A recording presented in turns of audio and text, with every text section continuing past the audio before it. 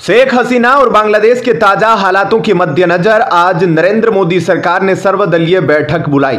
इस बैठक में भारत के विदेश मंत्री एस जयशंकर ने विपक्ष के नेताओं को शेख हसीना के साथ हुई सरकार की बातचीत से अवगत कराया।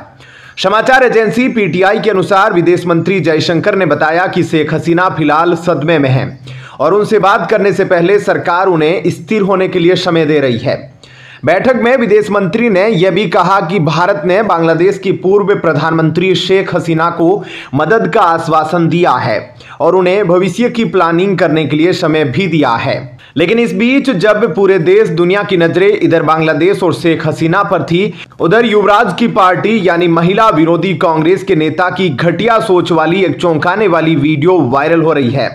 कांग्रेस की पूर्व अध्यक्ष सोनिया गांधी और महासचिव प्रियंका गांधी वाड्रा के रहते भी पार्टी में महिलाओं के प्रति कोई सम्मान नहीं है। कांग्रेस नेता महिला हितैषी होने के बड़े बड़े दावे तो करते हैं, लेकिन महिलाओं का अपमान करने का कोई मौका नहीं चूकते हैं। यहां तक कि महिलाओं के प्रति घटिया सोच भी रखते हैं। राहुल गांधी और कांग्रेस की इसी घटिया सोच का एक वीडियो सोशल मीडिया पर जमकर वायरल हो रहा है। 5 अगस्त 2024 की रात का यह वीडियो राजस्थान विधानसभा के भीतर का है।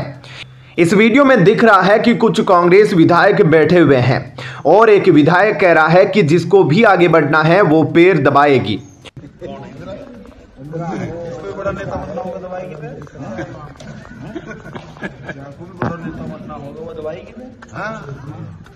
बड़े इनके चरण दबाने से बड़े कांग्रेस नेता की महिलाओं के प्रति इस सोच का video social media platform x पर शेयर करते हुए प्रदेश बीजेपी अध्यक्ष मदन राठौड़ ने लिखा, राजस्थान विधानसभा में धरना दे रहे कांग्रेस के विधायक कह रहे हैं कि जिसको बड़ा नेता बनना है वह पैर दबाएगी। नारी शक्ति के प्रति कांग्रेस के नेताओं की यह सोच शर्मनाक और निंदनीय है। लगता है लोकतांत्रिक मूल्यों के साथ नैतिक मूल्य भी कांग्रेसी विधायक भूल गए हैं। इस वीडियो के बाहर आते ही लोग कांग्रेस नेताओं पर थू थू करने लगे हैं। लोग इस वीडियो को शेयर कर कांग्रेस की घटिया सोच पर लानत लगा रहे हैं। एक यूजर ने लिखा, राहुल गांधी की मोहब्बत की दुकान नहीं हवस की दुकान है। यह देखिए, राजस्थान असेंबली के अंदर राजस्थान के कांग्रेस के विधायक कह रहे हैं कि कांग्रेस में वही महिला तरक्की करेगी जो उनके पैर दबाएगी। आपको बताते चले कि इसी तरह कांग्रेस सांसद राहुल गांधी ने भी 9 अगस्त 2023 को लोकसभा में अविश्वास प्रस्ताव पर जारी चर्चा के बाद अभद्रता का परिचय दिया था। राहुल ने अपनी हरकतों से महिलाओं का अपमान किया था। अपना संबोधन पूरा करने के बाद राहुल गांधी सदन से रवाना हो गए, लेकिन जाते समय उन्होंने एक छिचोरी हरकत कर दी थी। संसद से बाहर जाते समय उन्होंने महिला सांसदों की तरफ फ्लाइंग किस से इशारा किया था। केंद्रीय मंत्री स्मृति ईरानी ने राहुल पर महिला सांसदों को फ्लाइंग किस देने के गंभीर आरोप भी लगाए थे। उन्होंने कहा था कि एक बात पर मैं आपत्ति जाहिर करना चाहती हूं, जिनको आज मुझसे पहले बोलने का अधिकार दिया गया, उन्होंने जाते जाते एक अभद्र लक्षण के दर्शन दिए। यह कोई अभद्र शख्स ही महिला सांसदों को फ्लाइंग किस दे सकता है। ऐसे गरिमा विहीन आचरण को इस देश के सदन में कभी नहीं देखा गया। यह उस खानदान के लक्षण हैं। यह आज देश को पता चल गया। खैर, आपका इस खबर को लेकर क्या कुछ कहना है, कमेंट सेक्शन में अपनी राय जरूर बताएं। धन्यवाद। जय हिंद। इनको सदन से निलंबित किया जाता है। मार्शल निकालो, अब मार्शल निकालो। जो कांग्रेस विधायक मुकेश भाकर को विधानसभा के बजट सत्र की कार्यवाही से निलंबित करने के बाद सदन में सोमवार को मारपीट और धक्का मुक्की हुई। भाकर के निलंबन के बाद मार्शल जब उन्हें जबरन बाहर ले जाने लगे तो कांग्रेसी विधायक उनसे भिड़ गए। भाकर के निलंबन को लेकर विधानसभा में कांग्रेस विधायकों का धरना जारी है। सदन में ही कांग्रेस विधायकों ने रात गुजारी है। राजस्थान विधानसभा में स्पीकर की तरफ गलत इशारे करने का आरोप लगाने पर सत्ता पक्ष ने निलंबित करने का प्रस्ताव रखा। सत्ता पक्ष के प्रस्ताव पर विधानसभा अध्यक्ष ने इस सत्र के लिए मुकेश भाकर को निलंबित किया। मुकेश भाकर को निलंबित करने पर विपक्ष के विधायक वेल में पहुंचे और जमकर हंगामा किया, जिसके बाद अध्यक्ष ने सदन की कार्यवाही आधे घंटे तक के लिए स्थगित कर दी। वहीं स्पीकर संदीप शर्मा ने मार्शलों को कांग्रेस के निलंबित विधायक मुकेश भाकर को सदन से बाहर निकालने का निर्देश दिया। जिसका विरोध करते हुए विपक्षी सदस्य मारपीट पर उतर आए, मार्शलों से धक्का मुक्की भी की और धरने पर बैठ गए। उल्लेखनीय है कि राजस्थान विधानसभा में सोमवार को जमकर हंगामा हुआ। करीब 1 घंटे बाधित रहने के बाद विधानसभा की कार्यवाही 4 बजे फिर से शुरू हुई तो निलंबित विधायक मुकेश भाकर को सदन से बाहर निकालने के लिए सभापति संदीप शर्मा ने मार्शल बुला लिए। मार्शल भाकर को सदन से बाहर निकालने के लिए आगे बढ़े तो कांग्रेस के विधायक मार्शल से उलझ गए। इस दौरान कांग्रेस के वरिष्ठ विधायक हरि मोहन शर्मा धक्का मुक्की के कारण नीचे गिर गए। कांग्रेस विधायकों ने मुकेश भाकर को घेर लिया और मार्शलों को उन्हें सदन से बाहर ले जाने से रोका। इस दौरान विधायक और मार्शलों के बीच जमकर धक्का मुक्की हुई। हालांकि इस हंगामे के बीच सदन की कार्यवाही स्थगित कर दी गई थी, लेकिन विपक्षी विधायक सदन में ही नीचे धरने पर बैठ गए। वे देर रात तक वहीं बैठे थे। इससे पहले मुख्य सचेतक जोगेश्वर गर्ग द्वारा लाए गए प्रस्ताव पर विधानसभा अध्यक्ष वासुदेव देवनानी ने मुकेश भाकर को अध्यक्ष के प्रति अभद्र व्यवहार के लिए मौजूदा सत्र की बाकी बैठकों से निलंबित कर दिया। इससे पहले लोक अभियोजकों की नियुक्ति भारतीय नागरिक सुरक्षा संहिता BNSS के बजाय दंड प्रक्रिया संहिता CRPC की धाराओं के तहत किए जाने को लेकर हंगामा हुआ। अध्यक्ष वासुदेव देवनानी ने कांग्रेस विधायकों के हंगामे के बीच सदन की कार्यवाही 2 बार आधे घंटे के लिए स्थगित कर दी। इसके बाद सभापति संदीप शर्मा ने कार्यवाही मंगलवार तक के लिए स्थगित कर दी। नेता प्रतिपक्ष टीकाराम जूली ने विधायक मुकेश भाकर द्वारा एक्स पर पोस्ट की गई एक तस्वीर साझा की। इसमें मुकेश भाकर ने लिखा कि नेता प्रतिपक्ष जूली और सभी साथी विधायक इस जुल्मी सरकार के खिलाफ विधानसभा में डटे हुए हैं। पूर्व मुख्यमंत्री अशोक गहलोत ने आरोप लगाया कि विधानसभा में विपक्ष के विधायकों के साथ अलोकतांत्रिक और पक्षपातपूर्ण व्यवहार किया जा रहा है, जो बेहद दुर्भाग्यपूर्ण है। ऐसे में आपका इस खबर को लेकर क्या कुछ कहना है, कमेंट सेक्शन में अपनी राय जरूर बताएं। धन्यवाद। जय हिंद। अयोध्या लोकसभा से समाजवादी पार्टी की जीत के साथ उभार हुआ तो इसकी चर्चा देश भर में हुई। भाजपा अयोध्या विधानसभा सीट पर जीती थी, लेकिन अन्य 4 विधानसभाओं से हार गई थी। इस चुनाव को अभी 2 महीने ही हुए हैं और लोकसभा से सपा की जीत के जश्न पर ग्रहण लग गया। समाजवादी पार्टी जिस अयोध्या सीट से जीतकर उठी थी, उसी अयोध्या में फंसती नजर आ रही है। अयोध्या दुष्कर्म मामले में अखिलेश यादव DNA टेस्ट की मांग पर अड़े हैं। वहीं योगी का साथ देते हुए फैजाबाद अयोध्या सांसद अवधेश प्रसाद ने इस घटना को शर्मनाक बताते हुए कहा कि आरोपी को फांसी की सजा मिलनी चाहिए। अवधेश प्रसाद ने कहा कि मेरी मांग है कि सरकार पीड़िता और उसके परिवार को सुरक्षा मुहैया कराए और उन्हें 20 लाख रुपए दे। अयोध्या गैंगरेप के मामले को लेकर अयोध्या में सियासत तेज हो गई है। मुख्य आरोपी के तौर पर भदरसा से सपा के नगर अध्यक्ष मोईद खान के जेल जाने के बाद से विपक्ष खामोश है, तो वहीं सत्ता पक्ष हमलावर हो गया है। समाजवादी पार्टी का अध्यक्ष मोईद खान 2012 में जब अखिलेश यादव मुख्यमंत्री थे, तब अपने घर में पुलिस चौकी खुलवाया था। उत्तर प्रदेश पुलिस विभाग उसे उस चौकी का 25,000 किराया देती थी। इसके अलावा यह अयोध्या के सांसद अवधेश प्रसाद का काफी करीबी था। निषाद समुदाय ने आंदोलन किया, तब जाकर यह मामला सामने आया और दरिंदे की गिरफ्तारी हुई। इसलिए सियासत पर असर पड़ना तो लाजमी है। सपा सांसद अवधेश प्रसाद ने जीतने के बाद जिस मिल्कीपुर विधानसभा सीट से इस्तीफा दिया है, वहां उपचुनाव होना है। इसलिए गरमाई अयोध्या की सियासत के बीच उपचुनाव पर पड़ने वाले का असर भी शुरू हो गया है। इसलिए गरमाई अयोध्या की सियासत के बीच उपचुनाव पर पड़ने वाले असर का आंकलन भी शुरू हो गया है।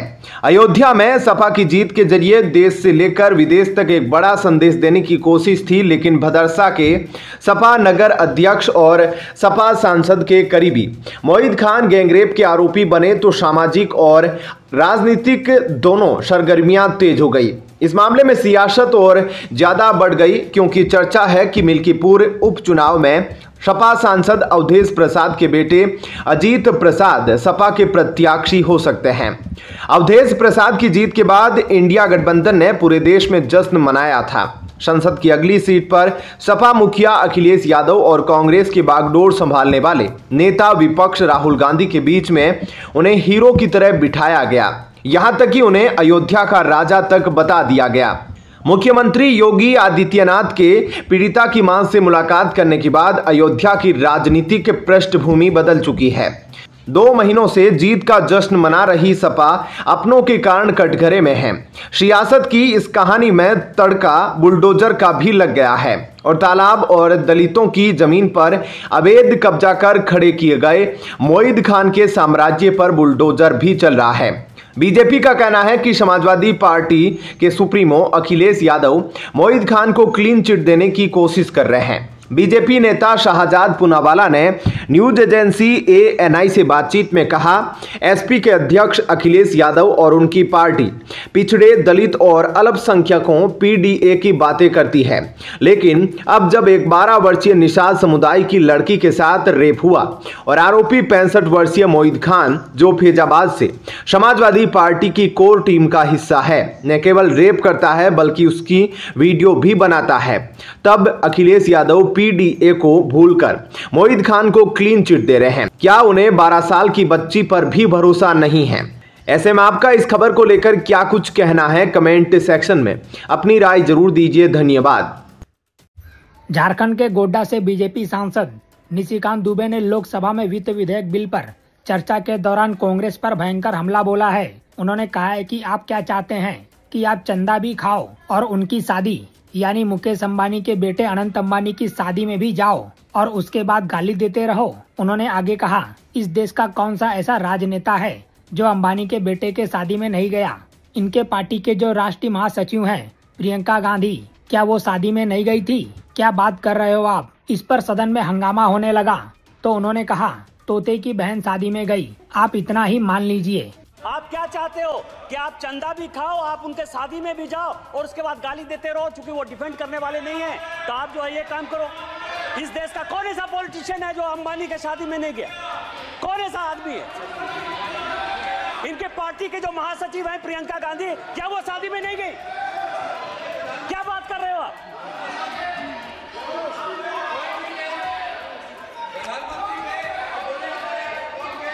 लोकसभा में बीजेपी सांसद निशिकांत दुबे ने कांग्रेस पर पीएम मोदी और देश के खिलाफ माहौल बनाने की कोशिश का आरोप भी लगाया है। उन्होंने हमला बोलते हुए कहा, उनकी इस कोशिश को सफल नहीं होने दिया जाएगा।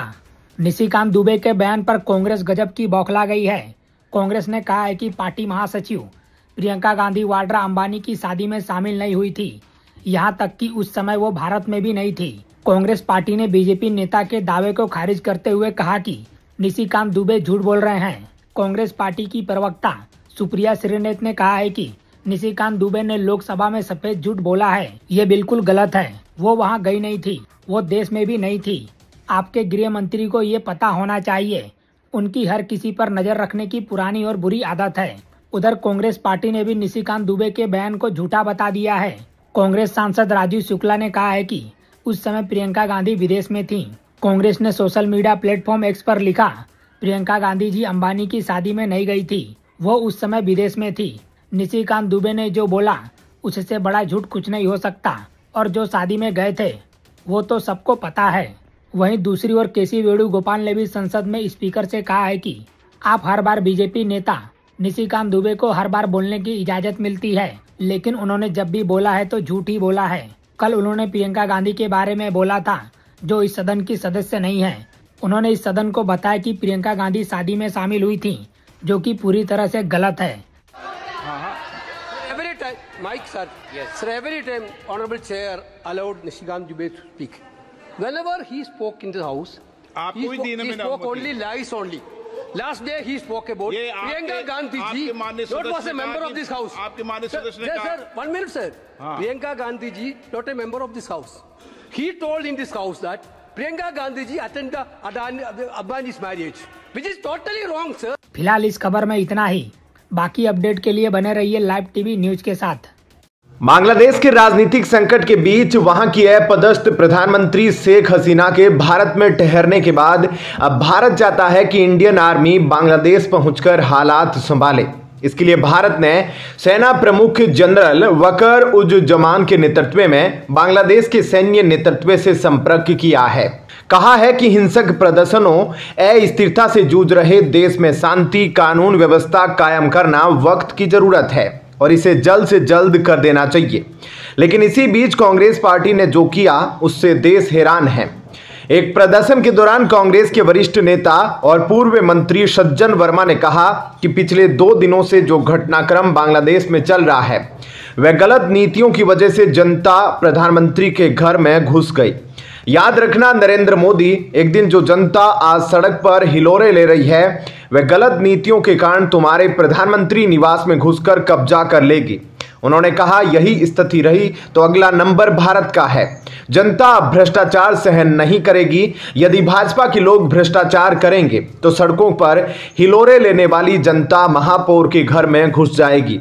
जंगी प्रदर्शन के दौरान सभा के बाद ज्ञापन देने संभाग आयुक्त कार्यालय की ओर से बढ़ रहे कांग्रेसियों को पुलिस ने निगम मुख्यालय पर ही वाटर कैनन से पानी की बौछार कर रोक दिया। इस दौरान कांग्रेस नेताओं पर हल्का बल प्रयोग भी हुआ।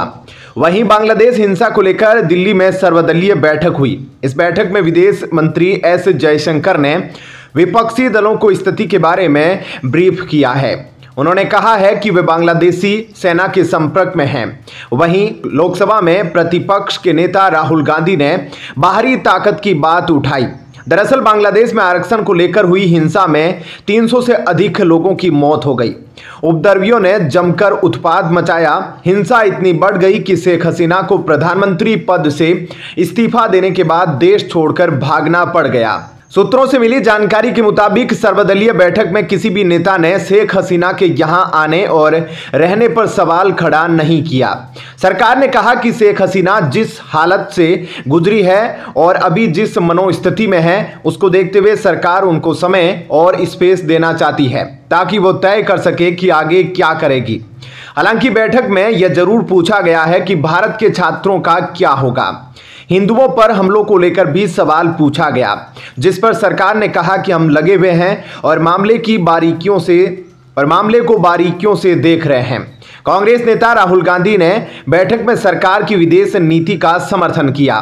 सूत्रों के मुताबिक विदेश मंत्री जयशंकर ने कहा जैसे हालात होंगे बताया जाएगा। सरकार बांग्लादेश की सेना के संपर्क में है। बॉर्डर पर चिंता की बात अभी नहीं है। एडवाइजरी के बाद 8000 भारतीय छात्र वापस लौट आए हैं।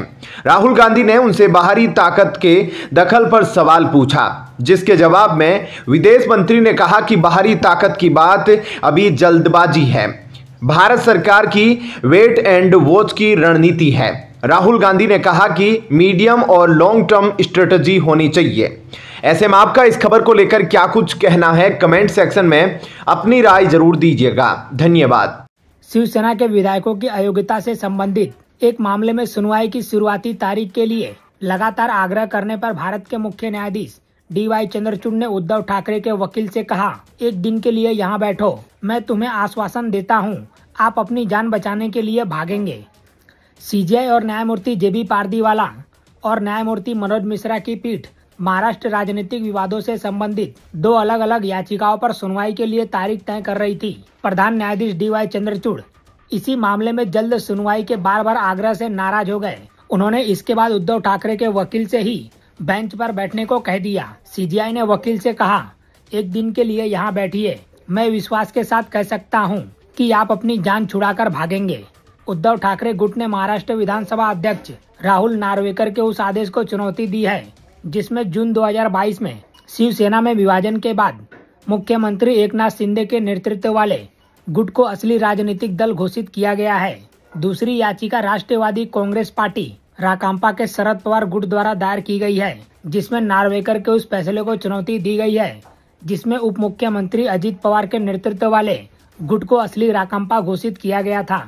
हाल ही में शीर्ष अदालत ने शरद पवार गुट की याचिका पर अजित पवार और उनके 40 विधायकों को नोटिस जारी किया था। शुरुआत में प्रधान न्यायाधीश DY चंद्रचूड़ ने कहा, शिवसेना के मामले में दलीलें पूरी हो चुकी है। राकांपा से जुड़े विवाद मामले को सूचीबद्ध करते समय पीठ ने अजित पवार गुट की ओर से वरिष्ठ अधिवक्ता NK कौल की इस दलील पर गौर किया है कि शरद पवार समूह की याचिका पर जवाब दाखिल करने के लिए 3 हफ्ते का समय दिया जाना चाहिए। शीर्ष अदालत ने अंततः अजीत पवार गुट के उनके 40 विधायकों को जवाब दाखिल करने के लिए 10 दिन का समय दिया और कहा कि इसके बाद याचिका पर सुनवाई की जाएगी। इस बीच उद्धव ठाकरे गुट की ओर से पेश हुए एक वकील ने नजदीकी तारीख देने का आग्रह किया। उन्होंने कहा कि महाराष्ट्र विधानसभा चुनाव करीब है और मामले को जल्द सूचीबद्ध किया जाना चाहिए। वकील ने कहा कि दस्तावेजों का संकलन 2-3 दिन में तैयार किया जा सकता है। इस पर उद्धव ठाकरे के वकील पर बुरी तरह भड़के सीजीआई ने कहा, कृपया न्यायपालिका को आदेश ना दें। उन्होंने कहा, आप एक दिन के लिए यहाँ आकर क्यों नहीं बैठते और कोर्ट के मास्टर को बता देते कि आपको कौन सी तारीख चाहिए। आप देख सकते हैं कि न्यायपालिका पर काम का कितना बोझ है। कृपया एक दिन के लिए यहाँ आकर बैठिए।